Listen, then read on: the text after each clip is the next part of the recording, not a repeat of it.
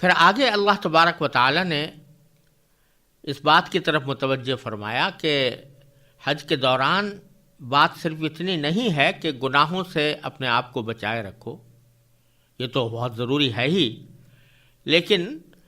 یہ حج کا موقع ایسا ہے کہ اس میں جتنے نیک کام تم کر سکتے ہو وہ کرو گے تو وہ تمہارے لیے آخرت کا بہت بڑا ذخیرہ بنے گا۔ لہذا اللہ تعالیٰ نے فرمایا کہ وَمَا تَفْعَلُوا مِنْ خَيْرٍ، تم جو نیک کام بھی کرو گے یعلمہ اللہ، اللہ اس کو جان لے گا۔ یعنی اس موقع کو غنیمت سمجھو۔ حج کے اوقات اللہ تبارک و تعالیٰ کی بہت بڑی نعمت ہیں جو تمہیں ملے ہیں، ان کو بیکار ضائع کرنے سے بچو، ان کو غفلت میں ضائع کرنے سے بچو، اور اس میں جتنی نیکی کر سکتے ہو وہ کرو۔ ان نیکیوں میں ساری نفلی عبادتیں بھی آ گئیں، جیسے کہ کوئی شخص ان دنوں کو نفلی نمازوں کے اندر استعمال کرے، نفلی طواف میں استعمال کرے، ذکر اللہ اور تسبیح کے اندر استعمال کرے، درود شریف پڑھنے میں استعمال کرے، دوسرے لوگوں کی مدد کرنے میں استعمال کرے، تو یہ جتنی بھلائیاں ہیں ان کو اس زمانے میں خاص طور پر ادا کرنے کی کوشش کرنی چاہیے۔ وما تفعلوا من خیر، اسی لیے اللہ تعالیٰ نے یہاں پر خیر کا خاص طور پر ذکر فرمایا کہ نیکی کا جو کام بھی کرو گے تو اللہ تبارک و تعالیٰ اس کو جان لے گا۔ پھر اگلا جملہ جو ارشاد فرمایا کہ وَتَزَوَّدُوا، اس کے معنی یہ ہے کہ تم اپنے ساتھ زاد راہ لے جاؤ۔ تزودوا کا جملہ یہ تزود سے نکلا ہے اور تزود زاد سے نکلا ہے۔ زاد اس سامان کو کہتے ہیں جو انسان سفر کے وقت اپنے ساتھ رکھتا ہے، جس میں زیادہ تر کھانے پینے کی چیزیں مراد ہوتی ہیں۔ تو تزود کے معنی ہوئے کہ سفر پر جاتے ہوئے کوئی زاد راہ ساتھ رکھنا، یعنی کھانے پینے کی چیزیں ساتھ رکھنا۔ اب یہاں اللہ تبارک و تعالیٰ نے تقویٰ کا لفظ آگے آنے والا ہے، یا تو یہاں پر وہ محذوف ہے اور مطلب یہ ہے کہ تم تقویٰ کا زاد راہ ساتھ لے کر جاؤ، یعنی حج کے دوران تمہارا دھیان، تمہاری فکر اللہ تعالیٰ کی طرف ہونی چاہیے، کیونکہ فإن خیر الزاد التقویٰ، کیونکہ بہترین زاد راہ تقویٰ ہے، اور تقویٰ کا حاصل یہ ہے کہ انسان کا دھیان اور توجہ اللہ تعالیٰ کی طرف رہے، اسی سے اس کی انابت ہو، اسی کی طرف اس کا رجوع ہو۔ تو اس کے ایک ظاہری معنی تو یہ ہے، لیکن قرآن کریم جو الفاظ استعمال فرماتا ہے تو عموماً اس میں بڑے وسیع معانی پنہاں ہوتے ہیں۔ تو ایک ظاہری مفہوم تو یہ ہے ہی کہ تم تقویٰ کو اپنا زاد راہ بناؤ، اللہ تعالیٰ کی طرف رجوع کا اہتمام کرو، اللہ تعالیٰ کی طرف انابت کا اہتمام کرو۔ اس کے ساتھ ہی ساتھ بعض لوگوں کی غلط عملی کی طرف بھی اس آیت کریمہ میں اشارہ ہے، جس کا ذکر صحیح بخاری کے ایک حدیث میں آیا ہے، اور اس میں یہ مذکور ہے کہ بعض لوگ ایسے تھے کہ جو جب حج کے لیے نکلتے تو یہ سمجھتے تھے کہ حج چونکہ اللہ تعالیٰ کی ایک عاشقانہ عبادت ہے، لہٰذا ہم اپنے ساتھ کوئی زاد راہ لے کر نہیں جائیں گے، کھانے پینے کی چیزیں لے کر نہیں جائیں گے، بلکہ توکل کریں گے اللہ پر، اور اللہ پر بھروسہ کر کے نکل کھڑے ہوں گے اور اسی حالت میں وہاں پر پہنچیں گے۔ تو وہ اپنے ساتھ کوئی توشہ ساتھ لے جانا یا کوئی سامان کھانے پینے کی چیزیں ساتھ رکھنا، یہ حج کے اخلاص کے منافی سمجھتے تھے، اور یہ سمجھتے تھے کہ توکل کا تقاضا یہی ہے۔ تو اللہ تبارک و تعالیٰ نے ان کی طرف بھی اشارہ فرمایا کہ وَتَزَوَّدُوا، تم زاد راہ ساتھ رکھو، یعنی کھانا پینے کی چیزیں اپنے ساتھ رکھا کرو، اور یہ بتا دیا کہ کوئی کھانے کا سامان ساتھ رکھنا یہ کوئی گناہ کی بات نہیں ہے، نہ توکل کے منافی ہے، کیونکہ توکل یعنی اللہ تعالیٰ پر بھروسہ رکھنے کے معنی یہ نہیں ہے کہ انسان اپنے اسباب چھوڑ کر بیٹھ جائے، ہاتھ پر ہاتھ رکھ کر بیٹھ جائے کہ اللہ تعالیٰ خود کھلا دے گا، بلکہ توکل کے معنی یہ ہے کہ جو ظاہری اسباب اللہ تعالیٰ نے کسی کام کے لیے بنائے ہیں، ان اسباب کو اپنی پوری کوشش کے ساتھ اختیار کرے، اور پھر یہ عقیدہ رکھے کہ ان اسباب میں بذات خود کوئی تاثیر نہیں ہے، اللہ تبارک و تعالیٰ اپنے فضل و کرم سے ان اسباب کے اندر تاثیر پیدا کر دیں گے۔ اس کا نام توکل ہے، نہ یہ کہ آدمی ہاتھ پر ہاتھ رکھ کر بیٹھ جائے اور کوئی سبب اختیار نہ کرے اور پھر بھی سمجھے کہ میں توکل کر رہا ہوں۔ چنانچہ ہوتا یہ تھا کہ جو لوگ اس طرح نام نہاد توکل کی وجہ سے روانہ ہوتے تھے اور اپنے ساتھ کچھ کھانے پینے کا سامان نہیں رکھتے تھے، جب سفر کے دوران کچھ بھوک لگتی اور پریشانی ہوتی اور کھانے پینے کا کچھ سامان نہ ہوتا تو بعض جگہ راستے میں ان کو لوگوں سے سوال بھی کرنا پڑتا تھا، دستے سوال دراز کرتے تھے یا دوسروں کو پریشان کرتے تھے۔ تو اللہ تعالیٰ فرما رہے ہیں یہ کیا توکل ہوا کہ تم زاد راہ تو ساتھ لے کر نکلے نہیں اور لوگوں سے مانگنا شروع کر دیا۔ تو اس لیے اللہ تبارک و تعالیٰ نے فرمایا کہ تم توشہ ساتھ رکھو، سامان ساتھ رکھو، اپنے حد تک جو سبب ہے اس کو اختیار کرو۔ البتہ بہترین توشہ تقویٰ ہے کہ ظاہری توشہ تو وہ ہے جو تم اپنے ساتھ لے جا رہے ہو، اور باطنی توشہ یہ ہے کہ دل میں تمہارے تقویٰ ہو۔ اسی تقویٰ کا ایک تقاضا یہ بھی ہے کہ کسی دوسرے کے سامنے دستے سوال دراز نہ کرنا پڑے، ہاتھ نہ پھیلانے پڑے۔ پھر آگے ارشاد فرمایا کہ لیس علیکم جناح ان تبتغوا فضلا من ربکم۔ یہ ایک خاص پس منظر میں یہ بات کہی گئی ہے کہ زمانے جاہلیت میں اہل عرب نے جس طرح تمام عبادات اور معاملات کو بگاڑ کر طرح طرح کی بیہودہ رسمیں ان میں شامل کر دی تھیں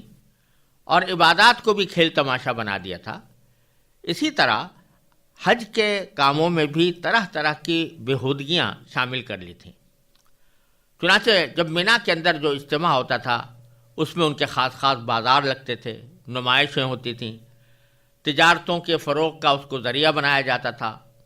اور اسی طرح مشاعرے ہوا کرتے تھے،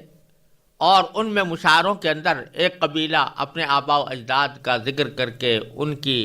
تعریفیں کرتا تھا، اس پر فخر کرتا تھا، دوسرا قبیلہ اس کے مقابلے میں اپنے آباء و اجداد کا ذکر کر کے اس پر فخر کیا کرتا تھا۔ یہ سارے مشغلے حج کے دوران انجام دیے جاتے تھے۔ جب اسلام آیا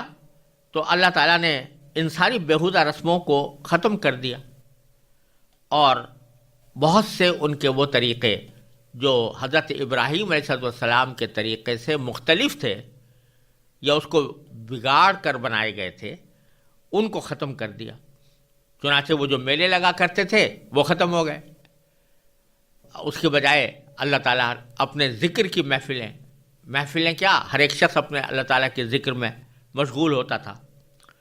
تو اس وقت حضرات صحابہ کرام رضی اللہ تعالیٰ عنہ اجمعین جو رسول کریم سرور دو عالم صلی اللہ علیہ وسلم کی تعلیمات پر مر مٹنے والے لوگ تھے، ان کے دل میں یہ خیال ہوا کہ شاید ایام حج میں یعنی حج کے دوران کوئی بھی تجارت کرنا یا مزدوری کر کے کچھ کما لینا یہ بھی جاہلیت کی نشانی ہے، لہٰذا شاید اسلام میں اس کی بھی ممانعت ہو گئی ہو یا ہو جائے۔ چنانچہ ایک روایت میں ہے کہ ایک صاحب حضرت عبداللہ بن عمر رضی اللہ تعالیٰ عنہ کے پاس آئے اور یہ سوال کیا کہ ہمارا پیشہ پہلے سے یہ ہے کہ ہم اونٹ کرائے پر چلاتے ہیں، کچھ لوگ ہمارے اونٹ حج کے لیے کرائے پر لے جاتے ہیں، ہم ان کے ساتھ جاتے بھی ہیں اور حج کرتے ہیں، تو کیا ہمارا حج نہیں ہوگا؟ تو اس پر حضرت عبداللہ بن عمر رضی اللہ تعالیٰ عنہما نے فرمایا کہ ایک شخص رسول اللہ صلی اللہ علیہ وسلم کی خدمت میں حاضر ہوا تھا اور آپ سے وہی سوال کیا تھا جو تم نے مجھ سے کیا ہے۔ تو نبی کریم سرور دو عالم صلی اللہ علیہ وسلم نے اس کو اس وقت کوئی جواب نہ دیا،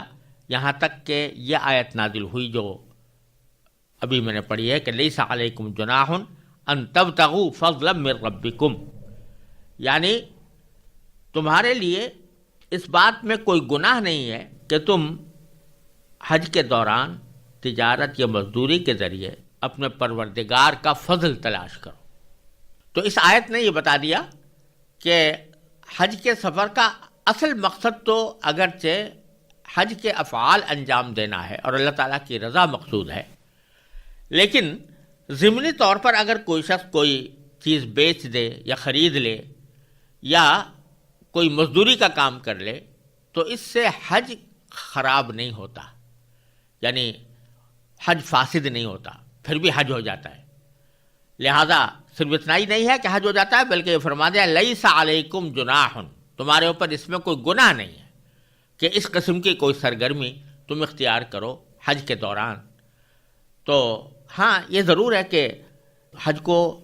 حتی الامکان زیادہ تر وقت اس کا اللہ تعالیٰ کی عبادتوں میں صرف کرنا چاہیے،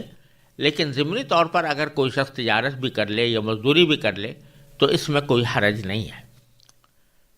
یہاں ایک دوسری بات بڑی اہم ہے جو ہمیں ہمیشہ پیش نظر رکھنی چاہیے کہ اللہ تعالیٰ نے یہ تجارت اور مزدوری، محنت مزدوری کے لیے جو لفظ استعمال کیا یہاں پر براہ راست تجارت نہیں کہا، نہ براہ راست ملازمت کہا، بلکہ یہ فرمایا کہ اس میں کوئی حرج نہیں ہے کہ تم اپنے پروردگار کا فضل تلاش کرو۔ تو یہ تجارت اور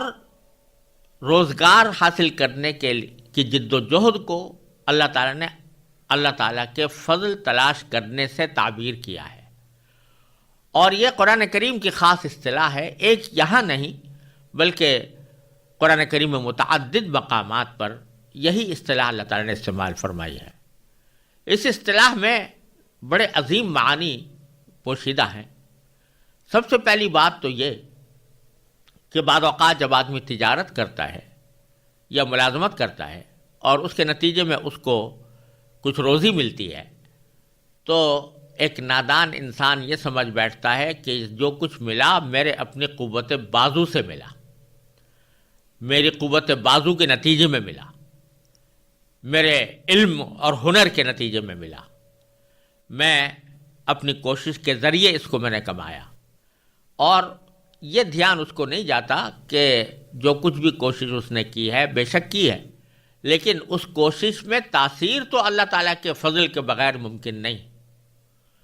یعنی ایک دکاندار کا کہ بس میں یہی تو ہے نا کہ وہ اپنی دکان کھول کر بیٹھ جائے یا اس کے اندر کچھ سامان ایسا جمع کر لے جو لوگوں کے لیے دلچسپی کا سبب ہو، لیکن دکان میں گاہک بھیجنا یہ کس کا کام ہے؟ کون ہے جو گاہک بھیجتا ہے؟ اگر آدمی دکان کھول کر بیٹھ جائے اور سارے دن بیٹھا رہے لیکن گاہک کوئی نہ آئے تو روزی کہاں سے ملے گی؟ تو وہ اللہ تعالیٰ ہی دل میں ڈالتے ہیں گاہکوں کے دل میں کہ وہ جا کر فلاں دکان سے کوئی مال خریدے۔ یا اگر کسی شخص نے فرض کرو کہ کوئی ملازمت اختیار کی ہے تو بے شک اس نے محنت کی ہے، لیکن اس ملازمت کا ملنا اور جس نے اس کو ملازم رکھا ہے اس کے دل کو اس بات پر آمادہ کرنا کہ یہ اس کو ملازم رکھے اور پھر اس کو صحیح اس کے محنت کا مناسب صلہ دے، یہ سارے کام تو اللہ تعالیٰ کے فضل و کرم سے ہوتے ہیں۔ پھر جو کوشش انسان کر رہا ہے اپنے ہاتھ پاؤں کے ذریعے، تو یہ ہاتھ پاؤں خود تو کہیں بازار سے خرید کر نہیں لے آیا تھا، ان ہاتھ پاؤں کے اندر جو طاقت ہے وہ خود تو اپنے طور پر اس نے پیدا نہیں کر دی تھی، یہ اللہ تعالیٰ ہی ہے کہ جو انسان کے ہاتھ پاؤں میں طاقت پیدا فرماتے ہیں۔ اور جو تدبیریں اس نے سوچی ہیں اپنی تجارت کے فروغ کے لیے یا اپنی ملازمت کے حصول کے لیے، آخر اپنے دماغ سے سوچیے، یہ دماغ کہیں سے وہ خود اپنی قوت بازو کے بل پر کہیں سے لے آیا تھا، یہ دماغ اللہ تعالیٰ ہی کو پیدا کیا ہوا ہے، اور وہی ہے جو دل میں تدبیریں ڈالتا ہے، اور ان تدبیروں کے مطابق انسان ہاتھ پاؤں چلا کر کوشش کرتا ہے۔ تو اگر دیکھا جائے تو اگرچہ ہم لوگ جو کچھ بھی کماتے ہیں وہ بظاہر تو ہماری اپنی کوششوں کا ایک ثمرہ ہوتا ہے، لیکن یہ کوششیں بغیر اللہ تبارک و تعالیٰ کے فضل سے کہ نہ انجام دی جا سکتی ہیں اور نہ ان کوششوں میں تاثیر پیدا ہو سکتی ہے۔ لہٰذا اللہ تعالیٰ جہاں تجارت اور ملازمت یا روزی کمانے کا ذکر فرماتے ہیں تو اس کو ہمیشہ یہی فرماتے ہیں کہ اللہ کا فضل تلاش کرنا۔ دوسرا پہلو اس اصطلاح میں یہ ہے کہ جب یہ اللہ تعالیٰ کا فضل ہے تو پھر اللہ تعالیٰ کے احکام کے مطابق ہی ہونا چاہیے، یعنی جس طریقے سے اللہ تبارک و تعالیٰ نے اپنا فضل تلاش کرنے کا حکم دیا ہے کہ کون سی بے جائز ہے، کون سی ناجائز ہے، کون سی ملازمت جائز ہے، کون سی ناجائز ہے، کون سا روزی حاصل کرنے کا طریقہ حلال ہے، کون سا حرام ہے، یہ سب اللہ تعالیٰ نے بتا دیا ہے۔ تو جب یہ اللہ کا فضل ہے تو پھر اس کو اللہ تبارک و تعالیٰ کے حکم کے مطابق ہی تلاش کرنا چاہیے. اس کے خلاف اگر تلاش کرے گا انسان تو یہ اللہ تعالیٰ کے فضل تلاش کرنے کے صحیح مفہوم کی نمائندگی نہیں کر رہا ہوگا. بہرحال آیت کریمہ نے یہ بتا دیا کہ تم حج کے دوران بھی اللہ تعالیٰ کا فضل اس طرح تلاش کر سکتے ہو کہ ضرورت کے موقع پر تجارت بھی کر سکتے ہو اور ملازمت بھی کر سکتے ہو یا روزی کمانے کا کوئی اور طریقہ بھی اختیار کر سکتے ہو. پھر آگے فرمایا فَإِذَا أَفَضْتُم مِّنْ عَرَفَاتٍ فَاذْكُرُوا اللَّهَ عِندَ الْمَشْعَرِ الْحَرَامِ، یعنی جب تم عرفات سے واپس روانہ ہو تو مشعر حرام کے پاس اللہ کا ذکر کرو. یہ 9 ذی الحجہ کی تاریخ جو عرفے کا دن کہلاتا ہے، اس دن حاجی حج کا جو سب سے بڑا رکن ہے عرفات میں وقوف، وہ انجام دیتے ہیں. اور حکم یہ ہے کہ غروب آفتاب کے بعد وہاں سے وہ روانہ ہوں. اس کو افاضے سے تعبیر کیا ہے یہاں پر اللہ تعالیٰ نے کہ فَإِذَا أَفَضْتُم مِّنْ عَرَفَاتٍ، جب تم عرفات سے روانہ ہو فَاذْكُرُوا اللَّهَ، تو اللہ کا ذکر کرو عند المشعر الحرام،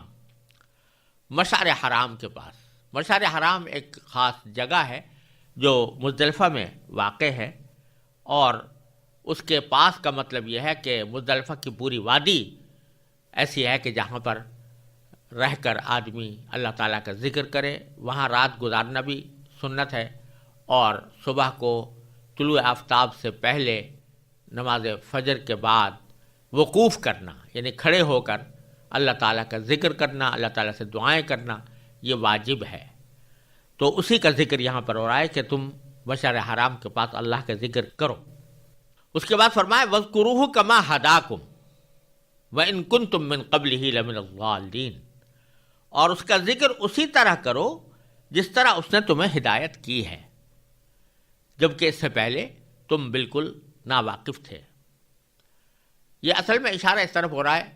کہ جیسے میں نے ابھی عرض کیا، جاہلیت کے زمانے میں لوگ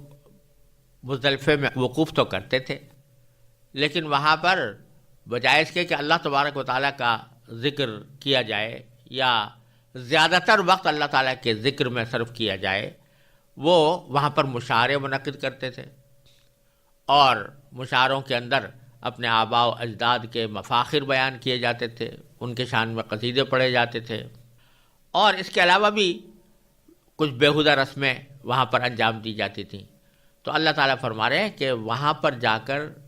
یہ سب بیہودہ رسمیں ختم کر کے اللہ تبارک و تعالیٰ کا ذکر کرو، اور ذکر بھی اس طرح کرو جیسے کہ اللہ تعالیٰ نے تمہیں ہدایت دی ہے، جبکہ تم اس سے پہلے گمراہ تھے. اس سے یہ بات بھی معلوم ہوئی کہ اللہ تبارک و تعالیٰ کا ذکر کرنا بے شک بہت بڑی نیکی ہے، اور اللہ تعالیٰ نے جگہ جگہ قرآن کریم میں اس کا حکم بھی دیا ہے. لیکن وہ ذکر اسی وقت تک نیکی ہے جب تک اس طریقے کے مطابق وہ ذکر کیا جائے جس طریقے سے اللہ تعالیٰ نے ہدایت دی ہے. اور اللہ تعالیٰ کی ہدایت ہم تک یا تو قرآن کریم کے ذریعے پہنچی ہے یا نبی کریم سرورت عالم صلی اللہ علیہ وسلم کے ذریعے پہنچی ہے. تو قرآن و سنت میں جو طریقہ ذکر کا بیان کیا گیا ہے وہ طریقہ تو بے شک بہت اعلیٰ درجے کی عبادت ہے،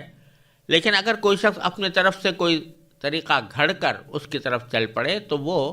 عبادت اور فضیلت کا وہ مقام اس کو حاصل نہیں ہو سکتا جو قرآن و سنت سے مأثور طریقے کا حاصل ہو سکتا ہے. یہاں اللہ تبارک و تعالیٰ نے جو ذکر کا حکم دیا تھا یہ وہ ذکر ہے جو مزدلفہ میں کرنا مقصود ہے. مزدلفہ سے پھر روانہ ہوتے تھے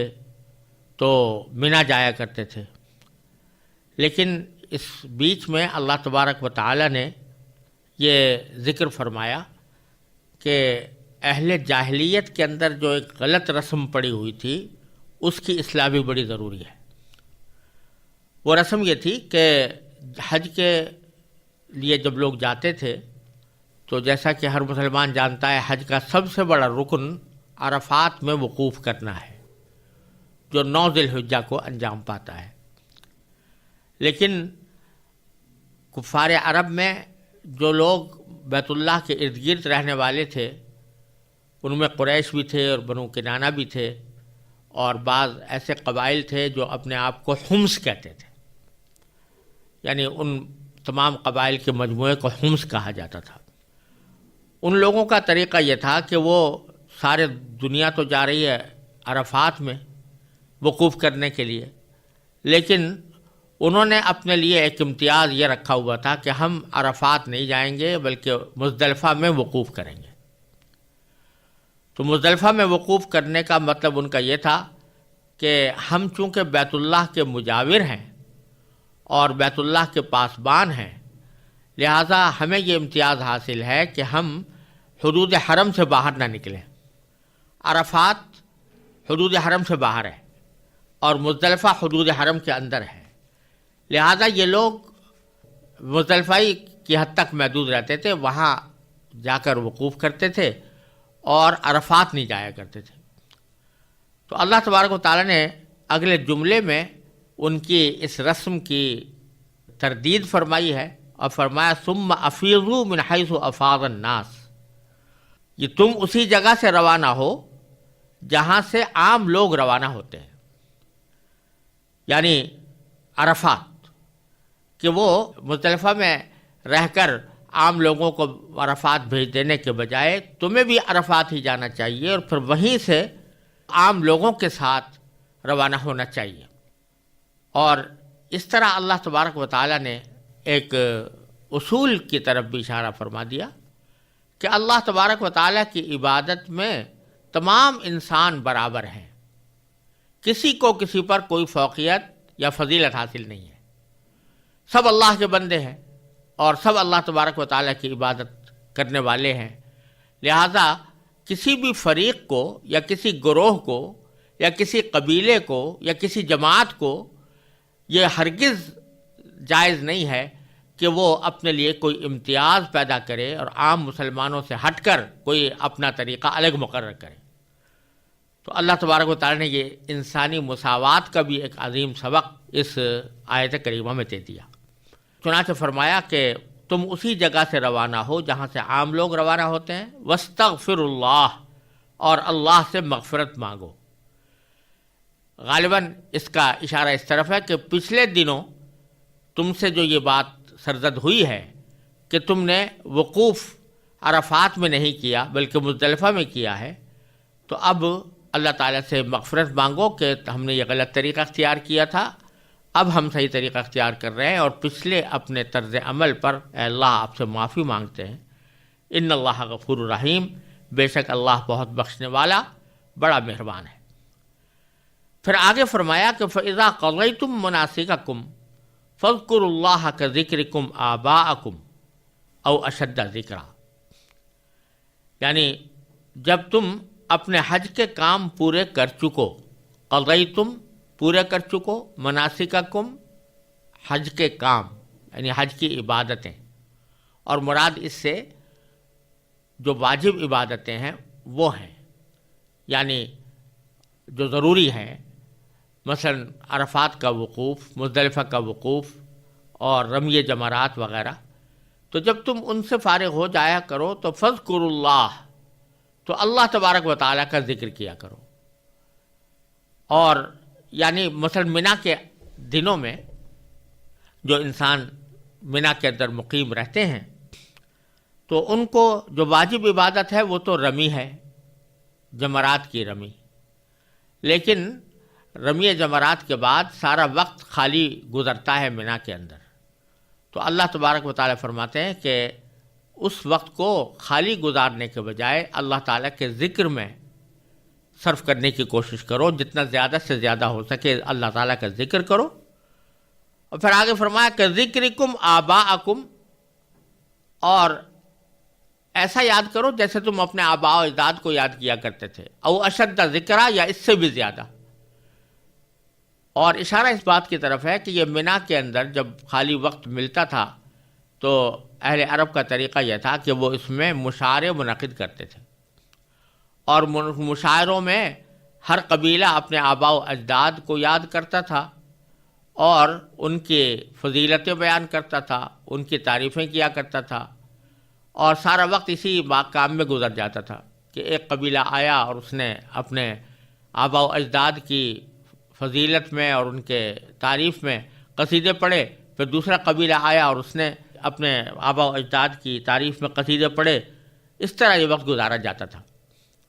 تو اللہ تبارک و تعالیٰ فرما رہے ہیں کہ اب آبا و اجداد کا ذکر کرنے کے بجائے اللہ تعالیٰ کا ذکر کرو. اور آبا و اجداد اگر وہ مسلمان تھے تو ان کے حق میں بھی فائدہ مند یہی ہوگا کہ ان کی تعریف کرنے سے تو ان کو کچھ حاصل نہیں ہوگا، اور حاصل اگر ہوگا تو وہ اس بات سے ہوگا کہ تم اللہ کا ذکر کرو اور ان کے حق میں دعا کرو. تو اللہ تعالیٰ کا ذکر کرو اس طرح جیسے تم اپنے آبا و اجداد کا ذکر کیا کرتے تھے، اور اشد ذکرہ، یا اس سے بھی زیادہ ذکر کرو. پھر اللہ تعالیٰ نے ایک اہم حقیقت کی طرف آگے متوجہ فرمایا. ذکر جب کرتا ہے بندہ تو پھر دعا بھی کرتا ہے اللہ تعالیٰ سے، اور دعا بھی بہت بڑی عظیم عبادت ہے، اور خود انسان کے لیے دنیا و آخرت کی کامیابی کا ذریعہ ہے. لیکن آگے پھر دعا کا ایک طریقہ سکھایا اللہ تعالیٰ نے. تو پہلے یہ فرمایا فَمِنَ النَّاسِ مَن يَقُولُ. اب بعض لوگ تو وہ ہیں جو یہ کہتے ہیں کہ ربنا آتنا فی الدنیا، کیا اے ہمارے پروردگار ہمیں دنیا میں بھلائی عطا فرما. بس یہ کہتے ہیں. وَمَا لَهُ فِي الْآخِرَةِ مِنْ خَلَاقٍ، اور آخرت میں ان کا کوئی حصہ نہیں ہوتا. اشارہ کیا جا رہا ہے اس بات کی طرف کہ بعض لوگ ایسے ہیں کہ اللہ تعالیٰ سے دعائیں تو مانگتے ہیں، لیکن دعا میں ان کی تمام آرزوؤں اور تمناؤں اور امنگوں کا سارا محور ان کی دنیاوی زندگی ہوتی ہے، اور وہ صرف دنیا ہی کی بھلائی مانگتے ہیں اللہ تعالیٰ سے. ان کو آخرت کی کوئی فکر ہے نہیں، اور وہ آخرت سے غافل ہے، اور صرف اتنا کہتے ہیں کہ یا اللہ ہمیں دنیا کے اندر اچھائی عطا فرما. لیکن فرمایا وَمِنْهُم مَّن يَقُولُ، اور ان میں سے کچھ ایسے ہیں جو یہ کہتے ہیں کہ ربنا آتنا فی الدنیا حسنہ وفی الآخرۃ حسنہ، کہ اے ہمارے پروردگار ہمیں دنیا میں بھی بھلائی عطا فرما اور آخرت میں بھی بھلائی عطا فرما. وقنا عذاب النار، اور ہمیں دوزخ سے بچا لے. یہاں ارشاد یہ فرمایا کہ صرف دنیا کی راحتوں، لذتوں اور دنیا کے مقاصد ہی کے لیے اللہ تعالیٰ سے دعا کرتے رہنا اور آخرت کے بارے میں کچھ فکر نہ کرنا، یہ ایک مومن کا شیوا نہیں ہو سکتا. یہ کافر لوگ ہوتے ہیں جو یہ سمجھتے ہیں کہ نہیں اللہ حیاتنا الدنیا نموت و نحیا، بس ہماری زندگی تو بس دنیا ہی والی ہے، اسی میں ہم جیتے ہیں، اسی میں ہم مرتے ہیں. تو وہ تو بے شک اگر یہ کام کریں کہ چونکہ ان کے ذہن میں کوئی تصور نہیں ہے آخرت کا، اس واسطے وہ صرف دنیا ہی کو اپنا مقصد بنائے ہوئے ہیں، اسی کی بھلائی مانگتے ہیں. لیکن ایک مومن جس کا یہ ایمان ہے کہ اس دنیا کے بعد ایک دوسری زندگی آنے والی ہے، آخرت کی زندگی، تو اس کا کام یہ ہے کہ وہ جس طرح دنیا کی بھلائی مانگتا ہے اس طرح آخرت کی بھلائی بھی مانگے، اور یہ کہے کہ یا اللہ مجھے دنیا میں بھی بھلائی عطا فرما اور آخرت میں بھی بھلائی عطا فرما. یہاں اللہ تعالیٰ نے یہ نہیں فرمایا کہ دنیا کی بھلائی نہ مانگو، بلکہ یہ فرمایا کہ دنیا کی بھلائی کے ساتھ آخرت کی بھلائی بھی مانگو. بلکہ اگر دیکھا جائے تو آخرت کی بھلائی کو یقیناً دنیا کی بھلائی پر فوقیت حاصل ہے، کیونکہ دنیا کی زندگی تو مرتے ہی ختم ہو جائے گی، اور آخرت کی زندگی ابدی ہے، ہمیشہ رہنے والی ہے، کبھی فنا ہونے والی نہیں ہے. اس لیے کہا گیا ہے کہ اعمل لدنیا کا بقدر بقائی کا فیہا وعمل لآخرت کا قدر بقائی کا فیہا، کہ دنیا کے لیے اتنا کام کرو جتنا دنیا میں رہنا ہے، اور آخرت کے لیے اتنا کام کرو جتنا آخرت میں رہنا ہے. تو اللہ تبارک و تعالیٰ نے یہاں یہ سکھا دیا کہ دنیا کی بھلائی بھی مانگو اور آخرت کی بھی مانگو، اور ساتھ ہی اس سے ان لوگوں کی بھی تردید کر دی جو دنیا کی بھلائی کو کوئی اہمیت ہی سرے سے نہیں دیتے، اور انہوں نے ترک دنیا کا رویہ اختیار کر رکھا ہے. جیسے رہبانیت کا طریقہ تھا کہ جب تک دنیا کی راحتیں اور دنیا کے اسباب کو ترک کر کے آدمی جنگل میں بیٹھ کے اللہ تعالیٰ کے لیے وقف نہ ہو جائے اس وقت تک وہ اللہ کا قرب حاصل نہیں کر سکتا. ان کی بھی تردید کر دی کہ نہیں، یہ طریقہ بھی غلط ہے. دنیا بھی اللہ تعالیٰ ہی کی بنائی ہوئی ہے، اور اس میں اللہ تعالیٰ نے دنیا برسنے کے لیے تمہیں بھیجا ہے. دنیا کی چیزیں تمہارے لیے پیدا کی گئی ہیں، اور اس کی بھلائی مانگنا کوئی بری بات نہیں، یقیناً اس کی بھلائی مانگو، لیکن آخرت کو فراموش نہ کرو. جیسا کہ سورہ قصص میں اللہ تعالیٰ نے قارون سے خطاب کرتے ہوئے فرمایا کہ اپنا دنیا کا حصہ مت بھولو، ولا تنسى نصیبک من الدنیا، یہ فرمایا، لیکن ساتھ ساتھ یہ فرمایا کہ آخرت کو بھی فراموش نہ کرو۔ تو اسی طریقے سے اللہ تبارک و تعالیٰ نے یہاں یہ تاکید فرمائی کہ جب وہاں دعائیں مانگو تو آخرت کے لیے بھی مانگو اور دنیا کے لیے بھی مانگو۔ پھر فرمایا کہ اولئک لہم نصیب مما کسبوا،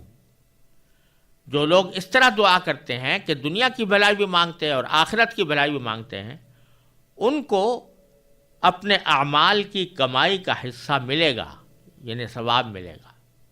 اور فرمایا کہ واللہ سریع الحساب، اور اللہ جلد حساب لینے والا ہے۔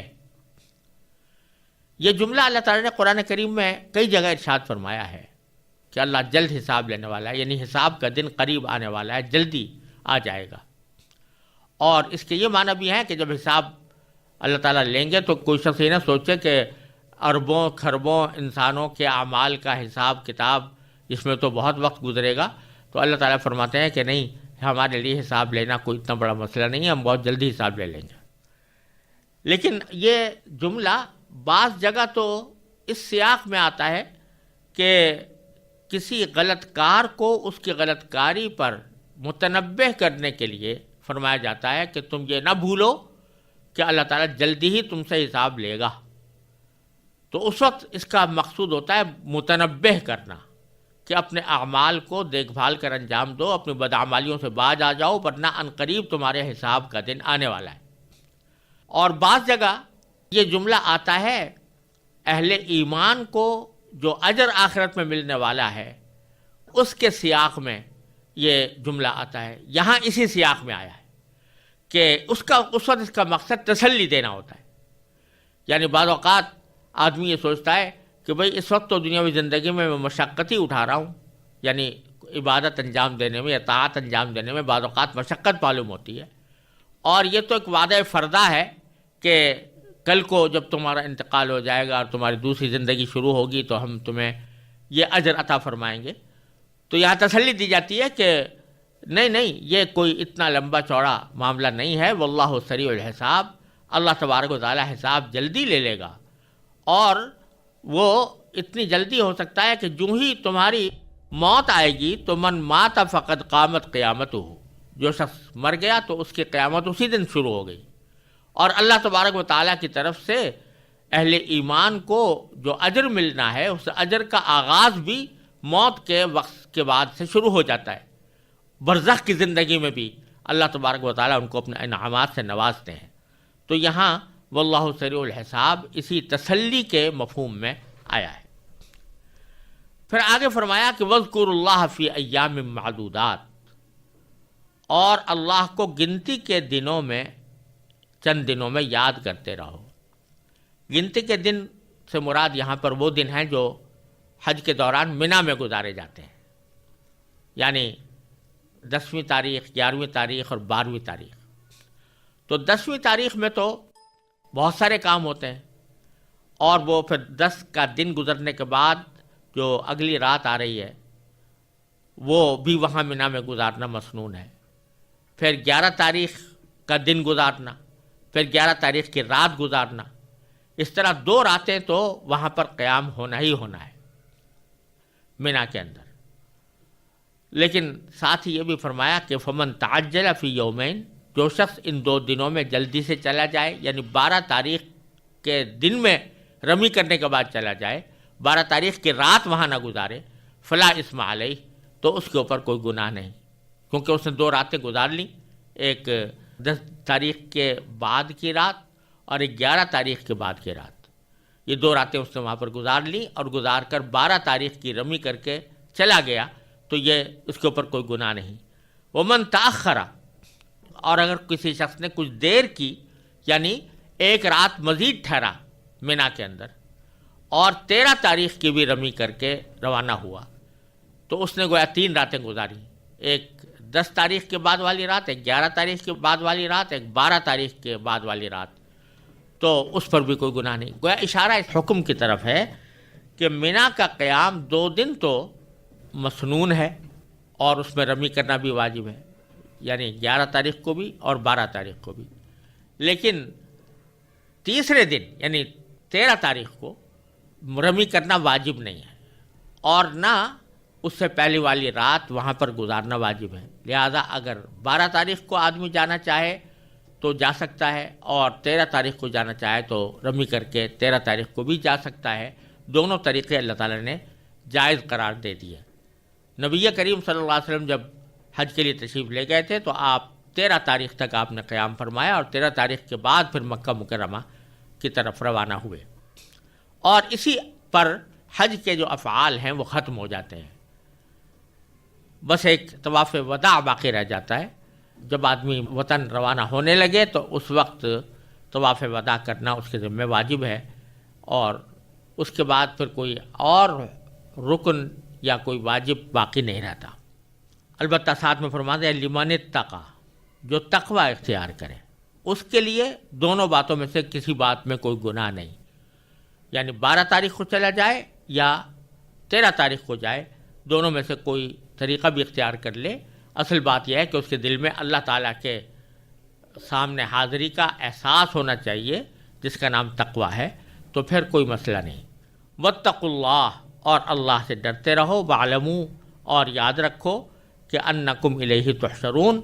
تم سب بالآخر اسی کی طرف لے جا کر جمع کیے جاؤ گے. وہ دن آنے والا ہے جس میں سب اللہ تعالیٰ کے سامنے جمع ہو کر اپنے اعمال کا حساب دیں گے.